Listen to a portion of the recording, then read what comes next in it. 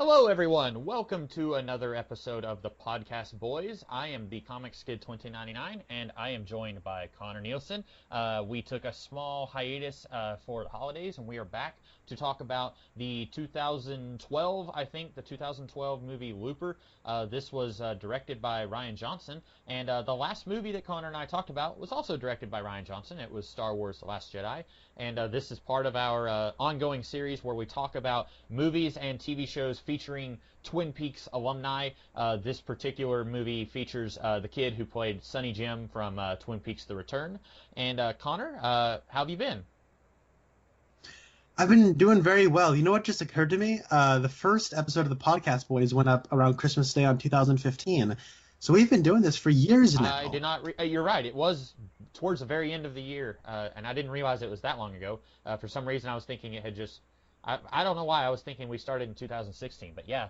So almost. Well, I guess 2 full years now. So wow. Yeah. Yeah, and we had started recording. We had several in the pipe before we started uploading them. So yeah, that's a nice happy anniversary to us. And Connor is going to talk about the plot of the movie Looper a little bit. Connor, take it away. Looper takes place in, I believe, 2044. It is the future, but 30 years from this future, time travel will be invented, although it has not been invented yet as of 2044.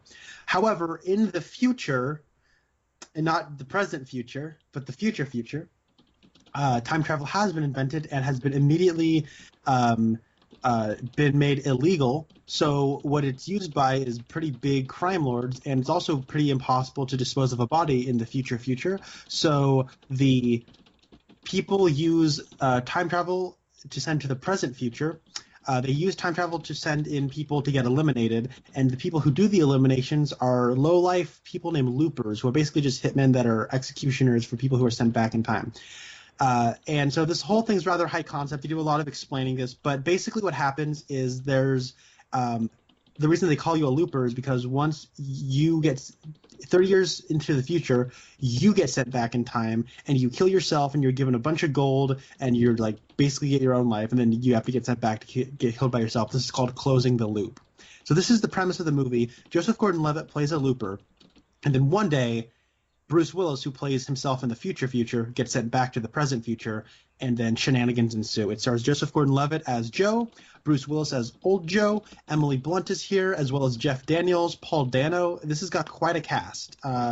Comics Kid 2099, what did you think of Looper? I liked this movie quite a bit. As you remember, I did not care for The Last Jedi that much, and that is a movie that is still divisive. Just the other day, I saw that it was still trending on Twitter, and even though I didn't care for it, I really just want to tell everyone, hey, that's enough. We can stop talking about that movie. If you didn't like it, please shut your mouth, because I'm one of those people, if I don't like something, I'm just going to stop talking about it. I don't want to try and bring the party down, but I still see that people are still talking about The Last Jedi, so I would say if you didn't like The Last Jedi, you should check out Looper, because I think that Looper is a really awesome movie. It reminds me a lot of the Terminator franchise, specifically the first movie, and it's got shades of the second movie too. But it's got a lot of that in it, but it's also very different and very original. This was based on a short idea that Rian Johnson had. I believe that he did something at the Cannes Festival. I don't know how you pronounce it, but Cannes. Yes. I'm not a film guy, as you could tell. I believe he did something at one of those festivals, and then somebody, might have been Joseph Gordon-Levitt, I don't know. I watched all the special features, but it's been a little while since I watched it, so it's a little fuzzy for me. But somebody was like, hey, this is a really good idea. You should turn this into a big-budget movie. And if you like The Last Jedi, you should definitely watch Looper, because without this movie, he probably wouldn't have directed The Last Jedi. This was the movie that kind of turned everyone's attention towards Rian Johnson. This was a small budget idea that got turned into a big budget movie, and it's really great. I like it. It does have some problems. I believe it was the director of Kong Skull Island who is kind of yelling at the CinemaSins channel saying that Looper was a perfect film. I would say it's not a perfect film. It's very enjoyable, but I did have some issues with it, but we can talk about that later. But I really enjoyed this movie quite a bit. What about you? What did you think of it? This movie's awesome. Yep. I loved this movie. This wasn't like some kind of life-altering, perspective-shifting 10 out of 10 movie for me, but I can understand why somebody would think this is a perfect movie. I can't really think of anything wrong with it. So if you want to, we can get into it later and you can educate me. Um, I really like this movie. I think that the reason this thing works so well, and you say it was a short film idea or a short, I find that very difficult to believe because it is so well structured and so well realized, and it doesn't overstay its welcome. It never feels like it's overstuffed. It never feels like it's padded. It is such a satisfying piece of entertainment and thought-provoking science fiction. I really enjoyed this a lot, and it becomes more than just about a gimmick and a premise. And man, I like this movie a lot. That's basically just all I have to say for the time being. I loved it. I might be mistaken about it being a short, because like I said, I watched the special features. It was about a month ago or so, and I feel like he said that, but it could have been something else. It could be that he had like written a screenplay that was short and then fleshed it out. Let's see. I'm going to read this off Wikipedia, so this is high class podcasting that we're doing right here. Investigative Yes, journalism, investigative podcasting, another installment. after Johnson released The Brothers Bloom in 2008, he reteamed with producer Ram Bergman, who produced Johnson's previous two films, with the goal of starting production on Looper in 2009. In May of 2010, Joseph Gordon-Levitt was cast in one of the lead roles, which he would play after completing Premium Rush. Later in the month, Bruce Willis was also cast in the following. So it doesn't look like it says anything here about like what their how it began. But it may have been in the commentary of the movie. I don't know if you listened to the commentary, but I have it on DVD, and there's a commentary track on that with it has Joseph Gordon-Levitt, Ryan Johnson, and then Emily Blunt shows up a little bit later in the commentary. But I believe they said something about how it started off as just like a shorter, smaller idea, but I could be wrong. I don't think it was like a short film. I think it was just like an idea that they had, and then it kind of expanded, maybe, is what it was. Okay, I get that.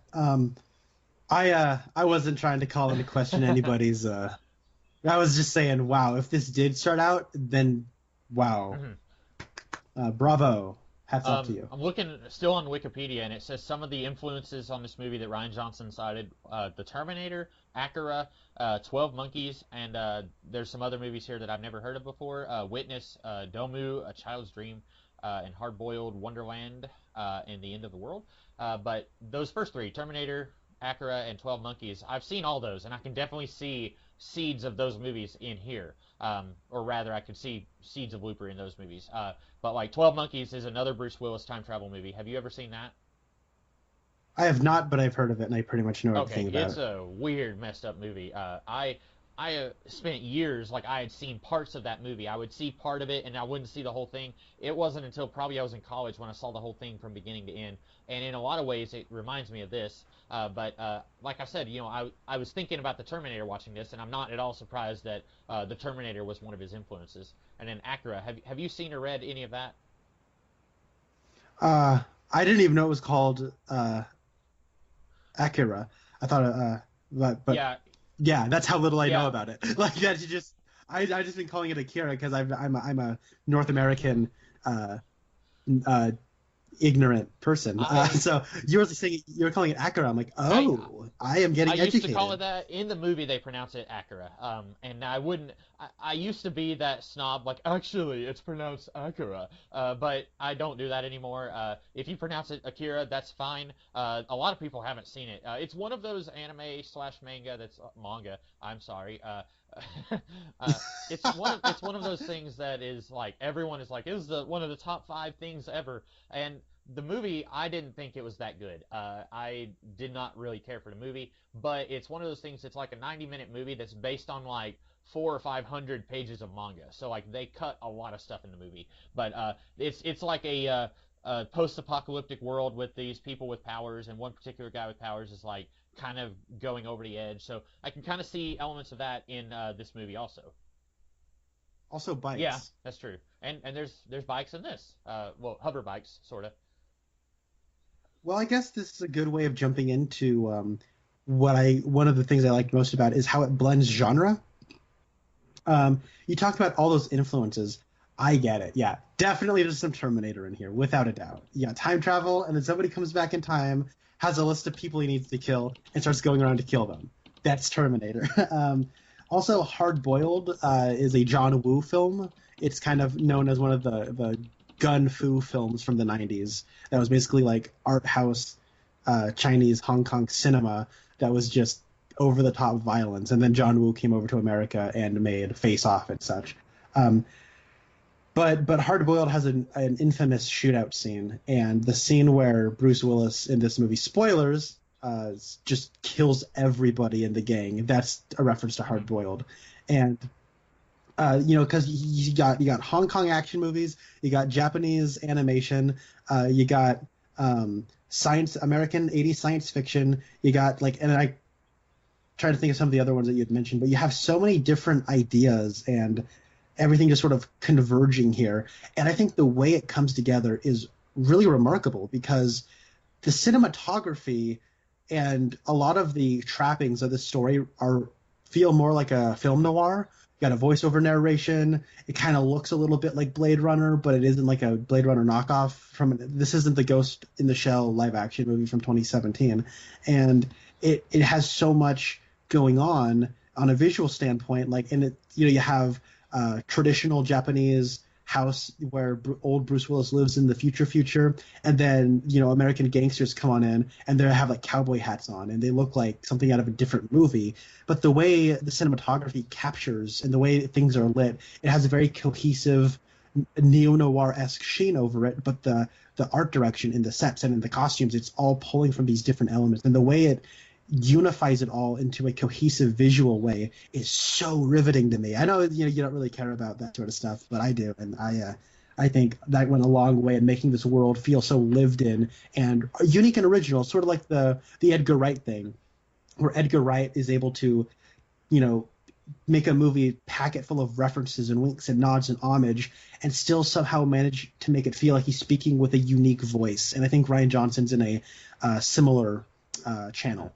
And you kind of touched on this also, but another thing that I can see, not a specific movie, but westerns, especially that final showdown where you got that one really annoying assassin guy on the motorcycle, and then Joseph Gordon-Levitt is shooting the ground. That all feels like a western standoff in the middle of town, where you got the saloon on one side and the brothel on the other, and then also kind of to an extent when they're in the diner and Bruce Willis and Joseph Gordon-Levitt are talking, that kind of feels like something that would be in a right before a big shootout starts in a bar where someone's playing the piano over here and there's people playing poker. I'm getting a lot of Western vibes here, even though I don't watch a lot of Westerns. I'm still kind of getting that vibe here.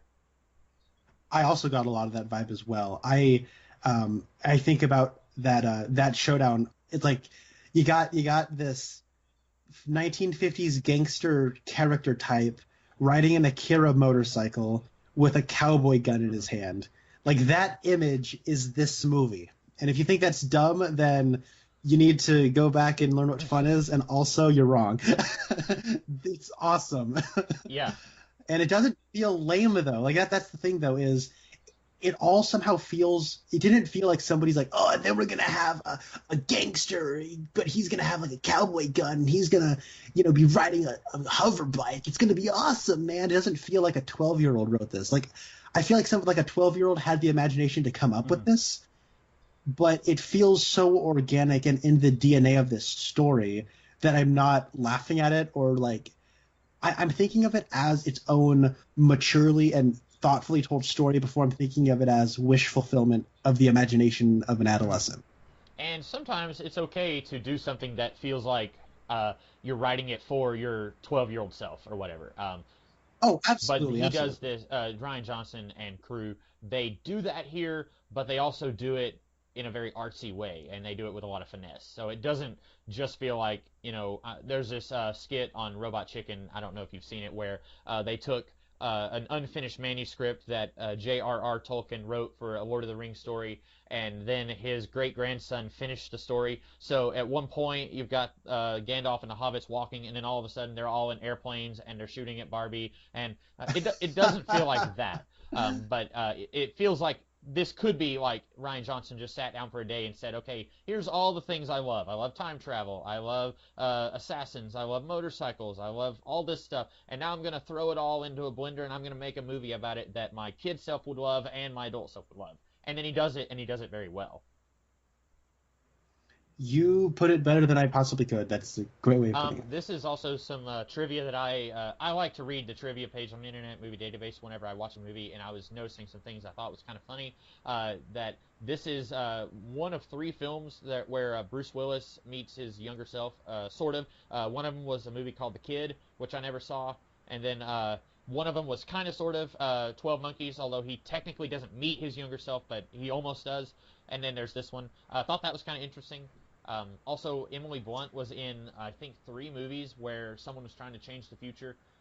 There was The Adjustment Bureau and Edge of Tomorrow. And I do remember Edge of Tomorrow coming out and everyone kind of making a big deal about that. I remember The Adjustment Bureau because I made a lot of inappropriate jokes about that movie. I'd always have to adjust myself in public. I'd be like, The Adjustment Bureau now in theaters. That was my thing. That's funny.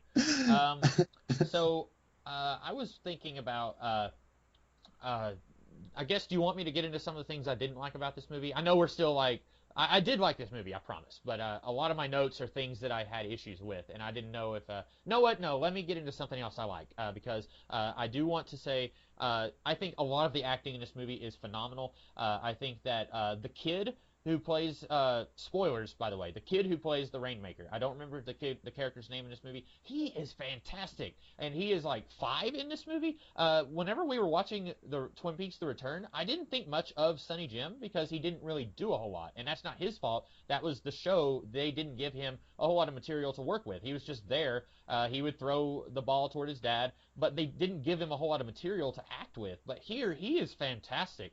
He has a lot of presence, and he's 5 years old. He is a better actor than some grown actors. I think that is fantastic. I am very excited to see some more stuff that he is going to be in, and to see if he still continues to carry himself like that as he gets older.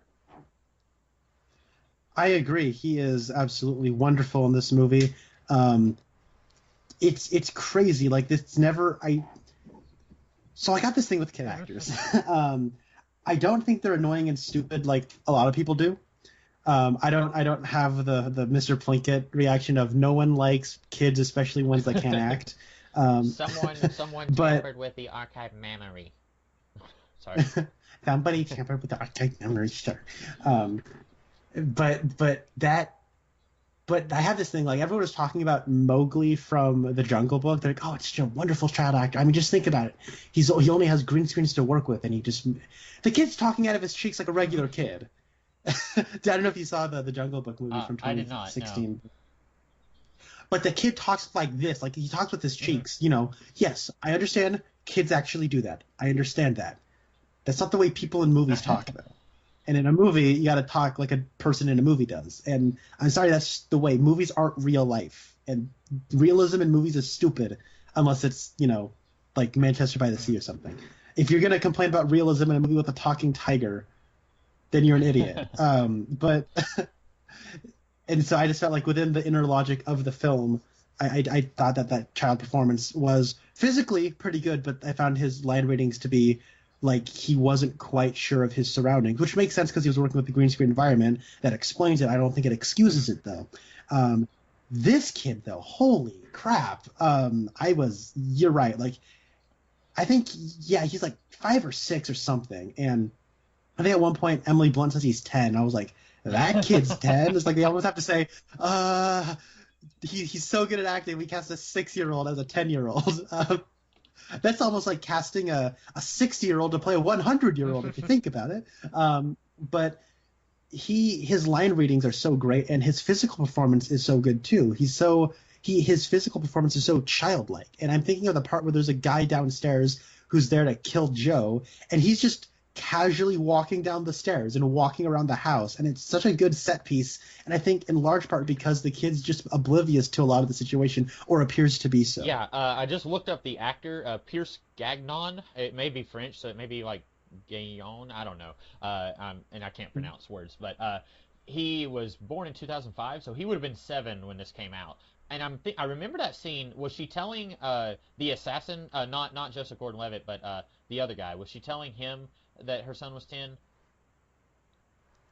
I think she told Joseph Gordon-Levitt. Maybe she told that. She could have been That's lying what I was about thinking. it, but that's the only clue. The movie isn't even like, she's teaching him like basic math, and I was thinking like if he was 10, he'd be past that. And so I thought that she was telling the guy who was looking for Joseph Gordon-Levitt to that her son was 10, and I don't know why she'd be lying about that because he was looking for Joseph Gordon-Levitt, not her son. But unless she just assumed that this guy was also trying to kill her son, I don't know. But Well, I mean, I'm able to buy that because Joseph Gordon-Levitt's saying, "Hey, look, there's another guy. He's here to kill your son." And she didn't see the picture of the guy, older Joseph Gordon-Levitt, Bruce Willis is what he's also known as. She didn't see his picture until that guy was there. So fair point. And also, I mean, just for all she knows, there could be more than just one guy. Yeah, that's a good point. And speaking of good actors, the assassin that is there to kill Joseph Gordon-Levitt, his name in real life is Garrett Dillahunt. He is one of the best actors I've ever seen in my life. He was in just a whole bunch of like little things. He was in the Sarah Connor Chronicles. I don't know if you ever watched that. He was in a sitcom called Raising Hope. And he is really good. He can do menacing, but he can also do hilarious. You probably saw No Country for Old Men. I did not see that, but he was in that apparently. But he's been in just a lot of different things, and I had forgotten that he was in this movie until he shows up, and he doesn't get a whole lot to do, but he's really good. He was in Deadwood. But yeah, I like that actor quite a bit. Oh, cool. I don't think he's probably one of those character actors, you don't even know. You see him 100 times. He was really good. One thing that's kind of interesting is you talked about the annoying kid. I like that character. He was just a terrible kid at his job who was overconfident and cocky in himself. He's actually apparently in all of Rian Johnson's movies. Okay. Huh. He's in Brick. He's in Brothers Bloom. He's even in Star Wars The Last Jedi. He plays one of the X-Wing pilots who gets blown up. And on top of all that, he's apparently also in one of the Rian Johnson directed episodes of Breaking Bad, because famously Rian Johnson directed 3 episodes of Breaking Bad, 2 of which are considered the 2 best episodes of the show. Was it one with a fly? Yeah, he directed the one with the fly. I haven't seen the episode, but I've heard everyone on the planet, like even people who've never seen it, they talk about that episode. Yeah, he also directed the episode Ozymandias, which is the 3rd episode from the end, which is one of the best hours of television to ever grace screens, period. But I never want to watch it again because it is hard to watch. I know that. I don't know. I'm just looking at Garrett Dillahunt. He was also in 12 Years a Slave. I don't know if you saw that one either, but he was in that. The guy that you're talking about, the one who's in every Rian Johnson thing, he at one point he's like spinning the gun around his finger, like you would see in a Western, and apparently he practiced for hours doing that, and then they ended up using the one take where he messed it up. I think that's hilarious because it's perfect for his character. Because like you said, his character is overconfident. Like several times he messes up in a huge way, and I think that it works perfectly that he is doing this thing and then he messes it up because he's trying to look cool. And they use that one take. I think that was great. That is awesome. That's so funny. Okay, that's cool. Do you think he kind of looks like Christian Slater? Because I think he looks like a young Christian Slater. Yeah, kind of. Now that you mention it, yeah. I could have sworn I had seen him in something else before, but I don't know what it was. But I don't think I have. Like, I was looking at what was his, well, I'll find him later. Because I looked him up after I watched this movie, and I was thinking, like, I don't think I recognize him from anything, but he looks really familiar. Yeah, he's apparently been in several stuff, but this was the only thing I've recognized. I didn't recognize him from Star Wars or as the fireman from Twin Peaks. Oops, I mean the fireman from Breaking Bad. I'm looking. Yeah, you're right. He was in Last Jedi. I don't remember him from that, but yeah, he's in a lot of stuff that I have not seen, and it's going back. Like he doesn't have. Oh, he was in that movie Fanboys. I haven't seen that either, but I that was one that I saw the trailer and thought that looked hilarious, and I just never watched it. Oh, getting back to Garrett Dillahunt, this is like the most disorganized I've ever been on a podcast, but that's okay. Getting back to Garrett Dillahunt, I really like how he's there and he's a bad guy. He's got a mission to kill Joseph Gordon-Levitt, but he's not an irredeemably just 100% evil bad guy, right? Because at one point he hears something and he spins around and he has his gun pulled, and then he sees it's a little kid, and then he pulls back. It's like, nope, I'm not going to shoot a kid. I don't know if you remember that, but like it's when Sonny Jim or whatever his name is in this movie is about to fall down the steps, and he pulls around and is about to shoot, and then he sees when it's a kid, and he's like, nope. Like, did you notice that? I did. He deliberately puts his hands I like up that a lot. after And then, of course, it doesn't work out for him anyway. Spoilers, he gets blown into a billion pieces, like all over the walls and everything. But I still like that he has some kind of code. He's not just any other movie, I feel like, with a lesser director or writer or actor would have just played him 100% evil. Like, oh, there's a kid here. He's not 10. You told me he's 10. I'm going to shoot him. I'm really glad that they didn't do that. That he's like, wait a minute, it's a kid. I'm not going to kill a kid. And then of course he's still their enemy. He's still there to kill somebody. But I like that he still has a line that he won't cross. And that's kind of what this movie is about. You've got Joseph Gordon-Levitt, who eventually becomes Bruce Willis, and he is crossing a pretty serious line in trying to come back in time and kill these kids. But then from his perspective, he's doing it for a right reason. And it kind of reminds me of the X-Men storyline from like 2008 called Messiah Complex. Are you ever planning on reading Messiah Complex? Okay. No. I didn't think so. I was just wanting to check. I hear it's terrible. I didn't enjoy it. A lot of people did, but I didn't like it. But the basic premise is that Bishop, who's been with the X-Men for like 15 years by this point in real time, his entire mission coming back to the past was to kill the mutant who started his horrible future, who took over the world and made everyone hate mutants in his timeline, and then that ends up being the character who's eventually called Hope Summers.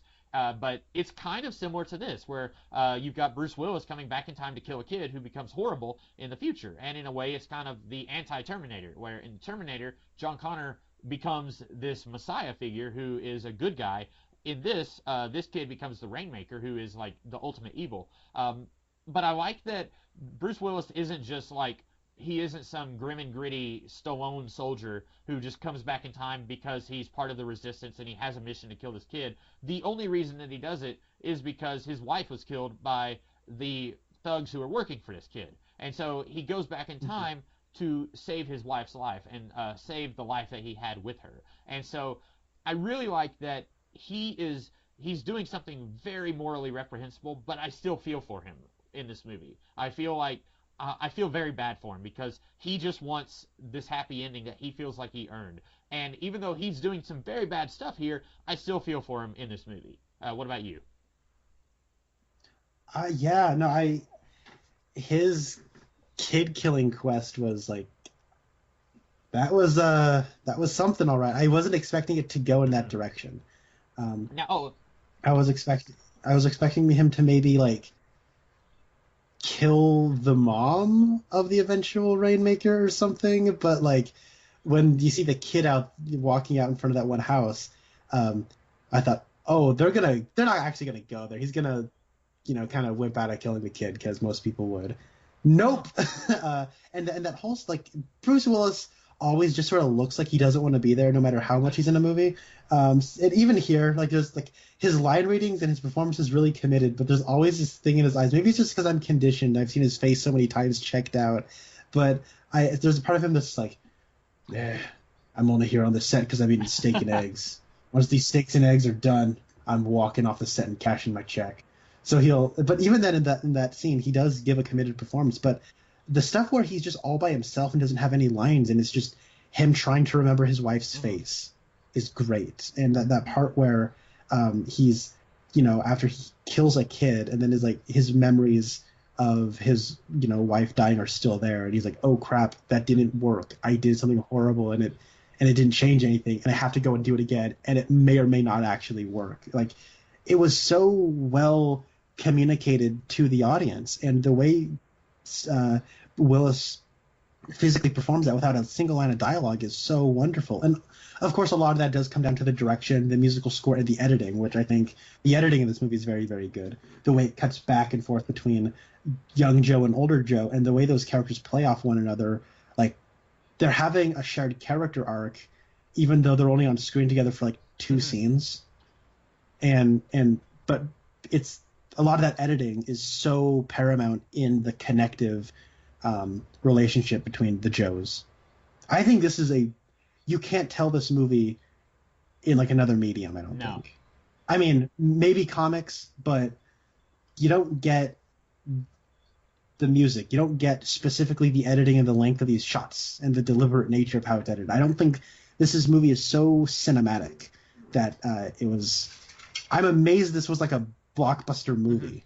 Like, I didn't expect something this artsy but also kind of mainstream to get a release in retrospect. But I thought, yeah, I really like this movie. Yeah, I agree. I think like it'd be very different as a comic book, and I don't think. And I'm one of those people that I think that each medium has their own strengths and weaknesses. I don't like it when comic book writers and artists are doing a comic book specifically to use as a springboard to tell that story in another medium.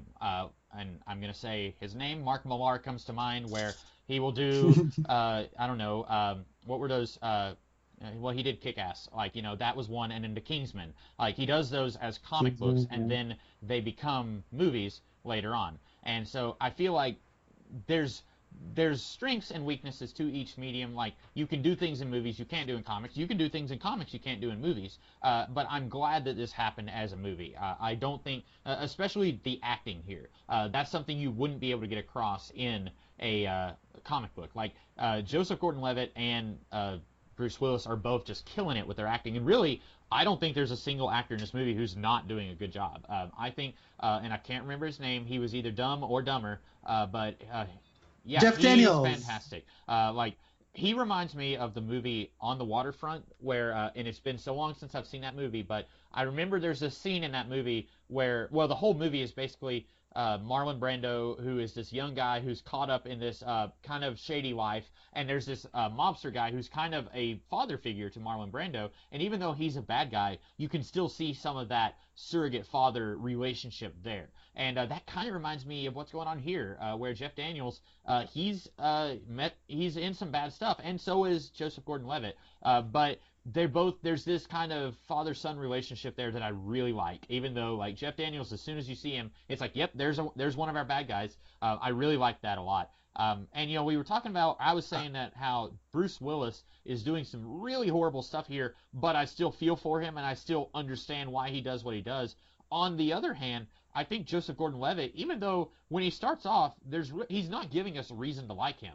He's on drugs, he kills people for money, but then at the same time, when push comes to shove, I feel bad for him whenever his friend comes and says, I need you to hide me. And he's thinking, you know, you're putting me in a bad spot, but yeah, I'll hide you. And then you can really feel pain for him whenever Jeff Daniels says, hey, I won't take any of your money that we found if you just go ahead and tell us where the guy is you're holding. And I feel for him, even though I don't have a reason to. He's a pretty bad guy, and he's doing some bad stuff, but I still feel for him. Yeah. So there's 2 performances I want to talk about. I want to talk about Jeff Daniels, and I will. But then afterwards, I want to talk about Emily Blunt, because she's great here as well. So Jeff Daniels, I love this character because he's from the future, and he's just stuck in the past. And he's like, come on, man, just lose the tie. You know, try to do something else. You know, just be different. It's really funny. I like. You can tell I like the scene where he says you should go to where was it? He said he wanted you to go. China, yeah, because he's like, no, don't go to Paris, and he's like, no, I want to go to Paris. He's like, I'm telling you, go to China. I really like that. I thought that was pretty great, and I love how that comes back later, where when Bruce Willis says in French, he says, well, first he says, Joseph Gordon says, you're probably going to tell me to go to China. He says, I never regretted going to Paris. I thought that was a great decision. And then he says in French, get that gun out from under your legs, or something like that. And Joseph Gordon's like, wait, what? What'd you say? He says, you'll figure it out later. And then, like, a minute later, he says in English, get that gun out from under your legs. I love that. Yeah, Jeff Daniels, sorry, I took you off on a tangent. well, him seating the China, there is so much good setup and payoff in this movie. Like, the screenplay here is so smart and expertly structured. But I really liked, again, another setup and payoff is he's got that hammer on his desk, and he says, I would break your fingers, but I like you, so I'm not going to do that. I'll just take all your money. And later in the movie, he smashes a guy's hand. It's like, there you see how we set it up and we pay it off. Like, this is an expert way in how to display Chekhov's gun.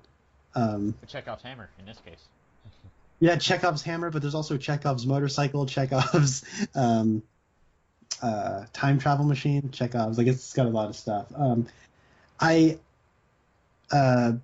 yeah, I really like Jeff Daniels' performance. He's just kind of a naturally funny guy, even though he's more of a drama actor. He's so great. Weird because, and I've seen zero movies with him other than this, but I've always thought of him as a funny guy because he's in Dumb and Dumber, and that's like the thing that I know him from. But I know he's been in other dramatic roles, so it's really weird to me that at least for me, I know him as being in Dumb and Dumber, but then he's made a career out of being in this all these dramatic roles over the years.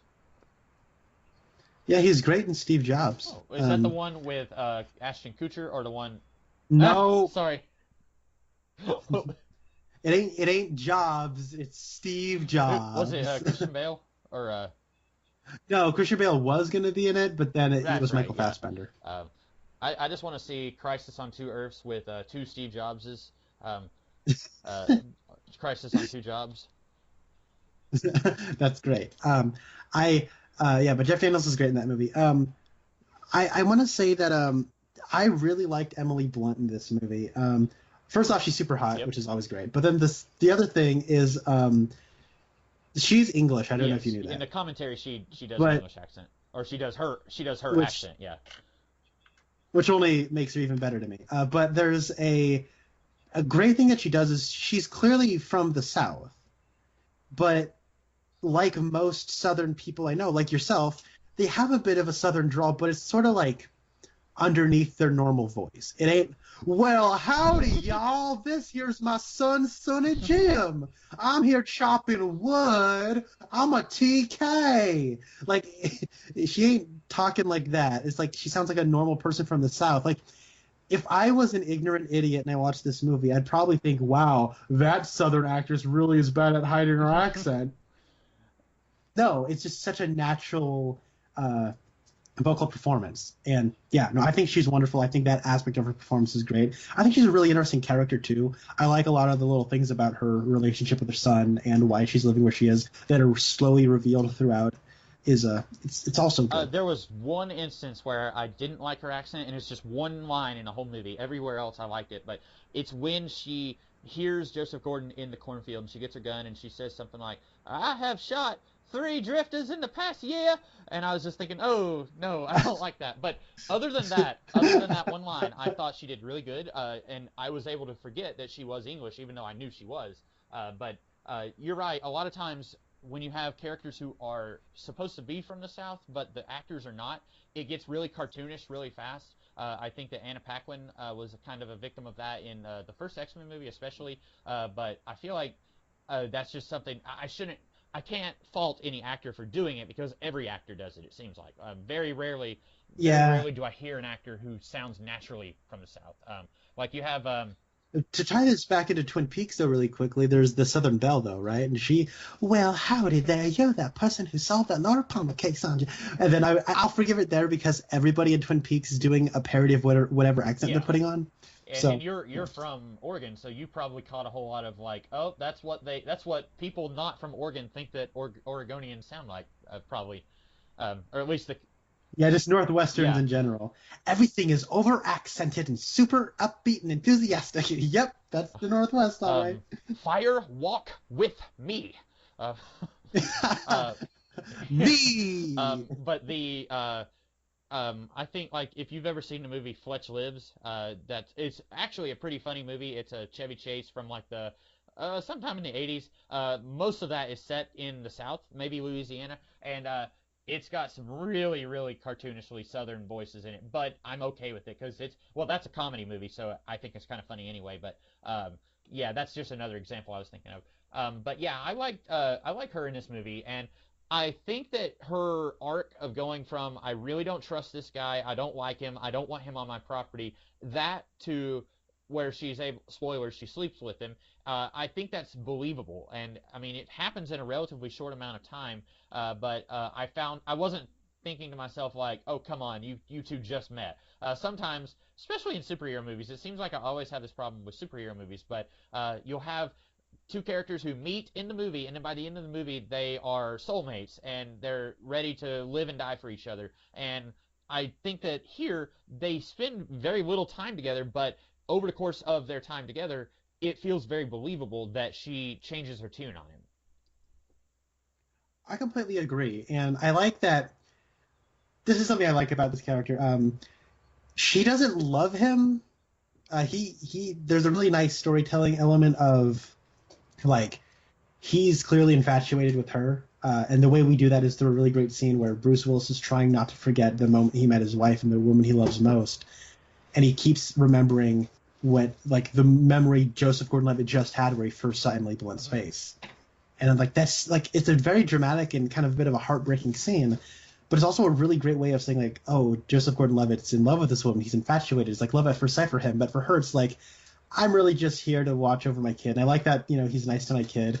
Also, I've been out here for God knows how long. I want to get some. Yeah. So there's a bit of that there. And so it is believable. And I like the way in which he is integrated into their lives and how they both respond to it. I think it's organic and it takes its time, but it also is efficient in its storytelling. It's a very interesting balancing act that the movie does. Yeah, and you're right. It's very clearly a kind of a one-sided relationship where he feels more for her than she does for him. And you're right. She's more just there for the physical in that one scene, and not just because she likes him in particular. Can I talk very quickly about sound design? Yeah, I won't have a lot to say, but yeah, go for it. The sound of this movie is awesome. There's a great bit where Joseph Gordon-Levitt is, sneaks back into his apartment and he's like, okay, I need to find a way to knock this guy out and then all that sort of stuff. And then you hear, then he leaves the screen for a couple seconds and the shot just stays there and you hear a gunshot. And then the guy who's pulling all the silver out of the floor safe, hears something and you think, oh, that was Joseph Gordon-Levitt. But it wasn't. And then when we loop back around, we find out that gunshot outside was from old Joe. It was coming from Bruce Willis doing something. And then after you see him shoot the gun, you hear you hear the 6 gunshots or so that the one guy shooting out of the floor safe does from a distance. So the way the sound is edited, the way the sound is mixed, and it's just really neat stuff. And then also the part where she's like, I could, satisfy myself, or I could get Joseph Gordon-Levitt to do it for me. And so then she reaches over from between her legs over to the little the Chekhov's frog and clicks it once, and then she puts it back, and then you hear boom, boom,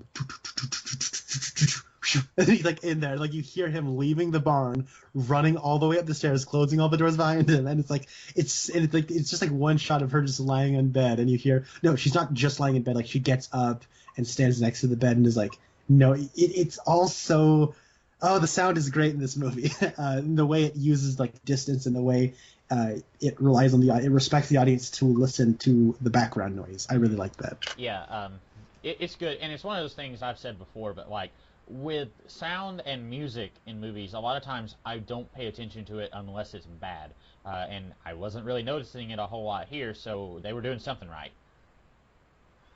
Unless it's Birdemic, you probably don't know. No, that was one of those things. Watching Birdemic and watching clips from The Room, that was one of those. Oh, sound is important. Yeah, I haven't seen Birdemic. I've heard it. Yeah, I was going to say I've heard it's bad. I've seen clips, but I haven't seen the whole thing, or even. Have you seen the clip where the guy and the girl are dancing, and it's this guy on stage is singing about family reunions and chicken? No, I haven't. That sounds magical. Okay. It's hilarious. So I guess I want to talk about some of the problems I had with this movie. And like I said, it's not enough to bring this movie down. I still think this is a fantastic movie. I really love this movie, but there are some things about it that, as I was watching it, I was thinking to myself, hang on a second, that doesn't make a whole lot of sense. And some of these things I think are nitpicks. Some of these things I think are genuine problems. For one, Okay. they say that the reason that they're sending these people into the past is so that it's impossible to dispose of a dead body in the future. That's why they're sending them into the past. Otherwise, just throw them in an incinerator or whatever. But Mhm. why, whenever the bad guys come to Bruce Willis's house and then I guess they accidentally shoot his wife. Were they planning to send her back in time? Also, send her corpse back in time? Because it just seems to me like they made a point of saying it's impossible to dispose of these dead bodies, and then kabam, they shoot her, and it seems like they're, I don't know, shooting at the waist and not really thinking. And I guess if they were planning on sending her back in time after they were going to send Bruce Willis back in time, that'd be fine. But that was one of those things I thought, hold on a second, you just told us that it's impossible to dispose of these dead bodies. But that may be a thing that you have to read into it a little bit to figure out what their plan was, maybe. Yeah. I think there's enough like in the movie where it's like you can. They don't give you an answer for that, but I don't think it's necessarily a problem. But I don't know. Like, yeah, they could have just sent her back in time. They could have been planning to send her back in time later. I don't know. To me, that's Yeah, not that really was important. But I could understand why it would that bother one. somebody though. That do one get was that. the nitpick. All the others, well, that one was more nitpicky than the others. I didn't need an answer to that one. That was just something that occurred to me. Some of the others that I felt like were a little bit more problematic. Why does the Rainmaker in the future? Why does he want to close the loops? Because at one point they mentioned that all of the assassins, their loops are getting closed. That's what they call, like if Bruce Willis is sent back in time to be shot by his younger self, that is him closing the loop. Why does the Rainmaker want to close the loops? I never really got that, and that's because we don't ever see the Rainmaker in the future at all. But I do feel like that's something that we should have been told, why the Rainmaker is trying to close all these loops. I didn't really understand that. My assumption throughout is just to get rid of the guy who killed his mom. Okay, and that was another thing that I was gonna lead into. So throughout this movie, they tell us that time travel, the way they play time travel is it doesn't happen in the future until it happens now. So like when Bruce Willis comes back in time and he starts acting on the timeline, it's effectively a new timeline. And so, for example, Bruce Willis does not have any memories of meeting Emily Blunt until Joseph Gordon-Levitt meets Emily Blunt. And then, like, we see a couple of times in the movie where one of the younger people will start carving a message on their arm, and then the older person, the older version of that character, will look on their arm, and suddenly a message is growing on their arm in scars. And so it's something that you do something in the past, and it then affects the future. It's not, sometimes you'll see time travel stories where it will have always happened, even though it hasn't happened yet in the past. That's not the way they're playing it here. But then at the end of the movie, we find out that what's his face, Bruce Willis, killed Emily Blunt, and that's what turned the Rainmaker evil.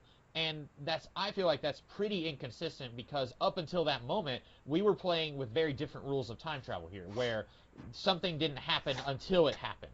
And it seems to me that we needed some other reason why the Rainmaker was evil in the future, because Bruce Willis hadn't killed Emily Blunt initially. Like, that's only happening in this timeline because in the previous timeline, Bruce Willis remembers killing his older self. Okay, so here's my interpretation on this movie's thing of time travel, okay? Time loops. Like, you have, like, 2 or 3 timelines, and once you get to the third one, it jumps back to the first one. Because, oh man, I hate having to come up with this off the fly because I don't have any diagram in front of me, and I don't straws so, on a table. Yeah, I don't. By the way, I like how they disarm the time travel stuff. Who cares? Yeah. It's a movie. That's basically what Bruce Willis says. I think that was even the dialogue he came with. Like, they probably had this whole scene written, and Bruce Willis was like, "I'm just here for steak and eggs. Yeah, whatever. We'll be here all day with straws." I had to forget about it. But there's so there's one timeline where there's the Rainmaker, and he sends people, or people get sent back in time to close Hmm. loops, right? And then, or people do this with time travel, and then Rainmaker shows up, but the Rainmaker would have never been born unless uh, Joe went back in time and then stopped himself from shooting himself. But the only reason he'd be alive in 30 years from now is if he did shoot himself. But now he's changing it, right? So now we're in timeline two. Timeline two is where uh, old Joe goes back in time, and young Joe has to um, chase after him, right? Yeah. And then he kills the mom, and then Rainmaker becomes Rainmaker, and then starts closing loops, Hmm. right? And then this then sends, I think it's only two timelines then, because then he sends old Joe back in time, young Joe kills him, grows up, lives happily ever after, but then goes back in time. So it's just two timelines that are constantly looping back around each other. Okay. And then at the end, the twist ending is now a third timeline is going to start, and so that's Yeah, I feel like that's possibly more confusing than the way it is. I I think it's so Ryan Johnson in the commentary he said that the trick with he said time travel never ever makes sense. The trick is to make a good movie where you can distract the audience from thinking about it and just give them a good movie. That I'm paraphrasing here, but he did say something to the effect of time travel never makes sense. You just have to make a movie that distracts people from thinking about it or something very close to that. And I mhm. didn't think about this the first time I watched it because this is actually the second time I had seen it, but I did think about it this time, and I guess technically I watched it three times because I watched it once a few years ago, and then I watched it again, and then I watched it with commentary. But I feel like this is the only thing in the movie that I was just really like. This was a big, not a deal breaker, but this was a big complaint for me. It wasn't a nitpick, but I feel like your interpretation could work, but there would need to be more. There would need to be more evidence for that, the way that time travel works in this world to be that way, for that to be how they play it. Well, can you say that again? I think I don't want to say something without Uh, misinterpreting I think exactly what you your said. your interpretation of time travel kind of loops and everything that happens will happen and has happened. I think that interpretation could work, but there would need to be more evidence in the movie. I guess is what I'm saying. Like there would need to be something Okay. more to kind of lend credence to that interpretation, maybe. Well, I think that enough of it was conveyed through the storytelling and such that I was able to Okay. infer that. That's what, because I was watching it thinking, okay, but how is that even possible? Then I was like, oh, there's a way you can do it. It hasn't happened until right now. If there's two timelines, and I'm like, oh, it's called Looper. This is all about duality, and so there's two dual timelines. So that's where it clicked with me. Um, so I was able to infer that. I guess it's only theoretical. That's my interpretation of the work of art. Other people won't have that interpretation. That's fine, but it makes sense to me, and I was able to infer that while I was watching it. I didn't go online to look up theories to try to justify why I like this movie. I was just reading it the way I saw it. So if you didn't see it, that's fine. If other people don't see it, that's also fine. It's just the way I saw it. And you're And I want to say before, sorry, but one last thing. I do agree first and foremost with Ryan Johnson of time travel is just a conceit. Let's just tell a good story about choices in life and short-sightedness of youth. yeah. Let's just do that. Also, stories about mothers and Yeah. sons. I did like this movie. And I think like you kind of hinted at, it's a it's one of those things where the piece speaks for itself. I would not want to see someone ask Ryan Johnson to explain the conundrum of multiple timelines and stuff. I wouldn't want to see him give his definitive take. I kind of like living in a world where something is just ambiguous enough where you can look at it a certain way and I can look at it a certain way, and they can be different ways, and my way can be canonical for me and your way can be canonical for you. I like that. Sometimes I like having confirmation from the creator, especially if it's confirmation of something that I think. But I also like when the creator just shuts their mouth and just lets the piece speak for itself. And if there's not enough there, then it gives you room for everyone to have their own interpretation. Or maybe there is enough there, and people like me, maybe we're just not looking hard enough. So I like that, and I like being able to have different possibilities where you think of something and I think of something, and we have a discussion like that. Right, right. So that was all I had to say. Did you have? Oh no, I had one more nitpick. So this is just a dumb complaint. I thought Joseph Gordon-Levitt was so distracting with those prosthetics, and I think if this was the first and only movie I had ever seen with him, I would not have even thought twice about it. But because I know what Joseph Gordon-Levitt looks like, every time he was on screen, I thought that's so weird. It's like they added a forehead to him or something. And they said in the commentary, like, well, the problem is Joseph Gordon-Levitt doesn't look like Bruce Willis. And I thought, who cares? Like, we've never cared about that before. Like, if you get some actor who's 30 years older than me, I'm trying to think of a good example of this, but like, other than like Back to the Future where they actually use the same actors, but like, most of the time they just get another actor and they just say, hey, here's that character, but 30 years older. And that old lady from Titanic doesn't really look like Emily. Kate Winslet, or what's her name? Yeah. Kate Winslet. Yeah, Kate Winslet. What if that was Emily Blunt? That would have been. Just Emily Blunt in Titanic. She says I can't. Oh man, I've never seen Titanic. I was about to do Emily Blunt's Southern accent for a line in Titanic. I can't do it. Draw me like one of your friends, guys. But yeah, normally no one cares. Like, no one cares if you get someone who doesn't look anything like, because like you said in Titanic, like, no one was sitting there thinking like, well, we have to find a 900-year-old who looks exactly like Kate Winslet. No one cares. And I feel like, right, for me, it was really distracting. But I'm sure that was not the case with everyone else. I'm sure that people didn't even think twice about it.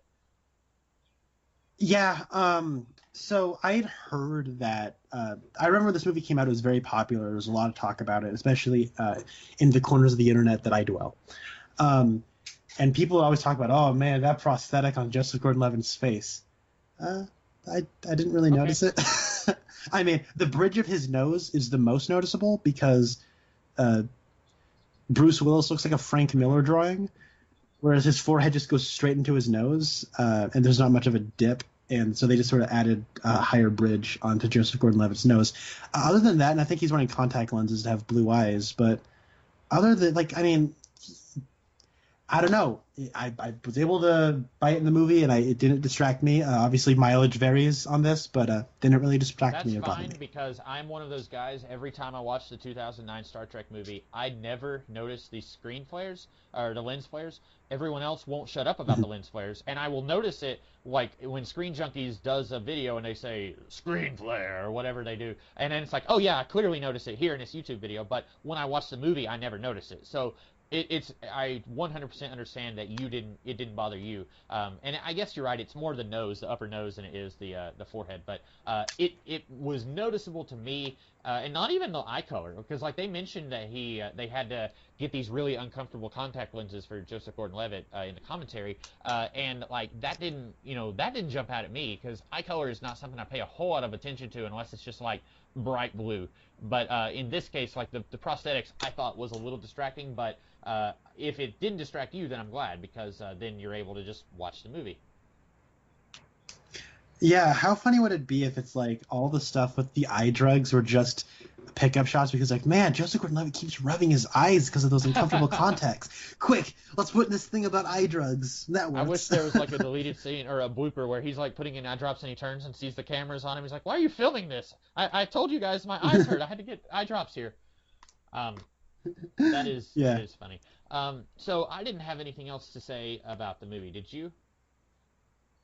Not particularly. It does have a lot of really good setup and payoff. Like I said, with the hammer, the frog. I really like the part where, like, the setup is it was almost David Lynch in the way that the person's body parts start disappearing. Like, you don't see it like rotting off or go whoa. Like, you'll see his hand and he's looking at it. Cut to a reaction shot of his face. Cut back to his hand and fingers are missing. Like, it's really cool like that. There isn't some bad CG effect where you see it withering away and dying. I felt so bad for that guy when he's driving and suddenly his foot is gone and he can't hit the gas pedal, and then he's trying to drive with the other foot and his other foot's gone. And then by the time he gets to the place where they're trying to kill him, like, they've cut off his nose and his ears. He looks messed up, and I felt so bad for him. I was just like, just kill him quickly. But what I really like is the first thing that happens is, like, the scars appear on his arm. There's an arrow and it says "Be at this location in 15 minutes," right? And then what's his name? Bruce Willis looks down at an arm and it says "Be and Yeah. that's all you see. And then later it turns out it's Beatrix, which is the name of the waitress. And I'm like, that's such a clever like red herring. Like for a second you're like, oh no, someone got him, but then the next time you see him, his arms and everything are still intact now. And ah ha ha, that's because Joseph Gordon-Levitt did And it. I love the line then, where like, he said, there's another waitress who works here on the weekends, and he said, what was her name, like June or something like that, or yeah, and then he Jill or said, something. fewer letters. Like that was so great. I wish we could have had like another hour of these two together, like not even like trying to kill each other, just chatting. I really wish we could have had more of that because I love that scene where he was talking to him and like, I'll have the same thing, and then he's like, are you learning your French? How are you doing on your French? Like, I just love that so much, and I wish we could have had more just like friendly palaver with these two. I agree. Yeah, I like a lot of the humor here. I like the way it blends genre, as I said, and honestly, this actually made me like Last Jedi even a little bit more. There's so much Ryan Johnson in Last Jedi. A lot of that filmmaking identity persists, and I really think this guy is someone to keep my eye out for. I think we got a special artist on our hands.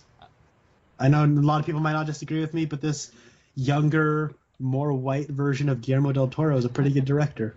More white, I like that. Well, I mean, Guillermo del Toro. The only thing like colorful about him is his name. Like you look at him and he's about as white as they come. I don't know. Am I looking at the right? Oh, that's not the right Ryan Johnson. Is it with an I? Yeah, it's Look up RIA. some R.Y. Johnson. Trying to get in on my Internet Movie Days. That looks like him. I was thinking like that's not the right guy. Yeah. Okay. So I was just looking to see what else he's doing, and he has not directed a ton of stuff. He's got after the Last Jedi, he's got an untitled Star Wars movie coming, and they don't even know when it's going to come out. So He's actually doing an entire trilogy, like a Star Wars story trilogy. that on Internet Movie Database, they've only got the first one, but yeah, I think I remember you telling me about that now. Mhm. Yeah, no, I'm excited to see where it goes from and here. even though I didn't care for the Last Jedi, I will still watch these anthology movies to see what's up and what he will do. Yeah, I guess I could like just talk about little minutia here and there, but I loved this movie. I would honestly probably give this like a 9 out of 10. I think it's something. I don't know what I would rank it because I hate ranking stuff because if I rank it, then I feel like I have to commit to that ranking, and then later I may watch it and I may say, wait, I don't like it as much as I did the last time. So I don't really rank things, but I would give it an 8 out of 10 maybe, or maybe 8.5 because I really like this movie a lot. I enjoyed it. Even if you just ignore my issues with how the time travel works at the end, like it's just a fun action movie. Like it's very like it's a movie that's got a lot to say, but it's also just a fun movie. You can watch the Terminator and talk about like no future what we make for ourselves and like do an analysis paper on it. You could do that, or you could just watch it for a fun action adventure movie with time travel. And that's sometimes how I like to watch movies like this. Yeah, I'm thinking of like that part where the guy's in the house and Sonny Jim's falling down the stairs and everything starts to float, and then it cuts to what's his face, Bruce Willis goes into that prostitute's house and like throws her against the wall. He's like, I'm sorry, and like everything's all building up and everything's coming to a head, and the music's up and all the music just cuts out and he opens up the door, and it's like this art house shot where everything's in shadow except for Bruce Willis. Some of his face is lit up and he just goes, Rainmaker, and then everything just goes. It's like, oh, it was so cool. That image is forever in my head, and the way it sounds and the way it looks, and there are so many moments like that where I'm like, I am just having a blast watching this. When I first watched this movie, which was it was maybe like 2014 or so, I got it for a Black Friday one year, and I don't remember when it was, but I'd posted on Facebook that by now, in like another 3 or 4 years, I want to see them do a sequel to this called Rainmaker, which features Sonny Jim when he's like a moody teenager, and it's like he's not a bad guy, but he's like going around like using his powers to fight crime and stuff. I'd be all over that. Probably I'd be... if he's a moody teen, then he has a band called the Rainmaker, and he's just making emo rock or something. Hey, I'd watch that. I might be the only one who would. Yeah. I think it'd be fun. So if we don't have anything else, we are going to take a small break on the podcast, boys. We will be returning, I want to say sometime this year for sure, but we're going to take a small break on doing the regular podcast, boys, but we will almost certainly still get together to talk about, like, Black Panther and Infinity War and the movies that we'll be watching this year that we'll both be watching. We'll have stuff to say about those movies. So, right, you'll probably want to talk about those. Oh, Yeah. sure, definitely, I didn't definitely. want to throw you under the bus if you weren't wanting to do those, but yeah, there's several movies that'll be coming out this year. I'll be watching quite a few of them. I don't think it's going to be as many as it was last year, but we've got at least 3 or 4 that I can think of that are coming out. So we will probably be back in February when Black Panther comes out. But in the meantime, every now and then you can see Connor on his channel.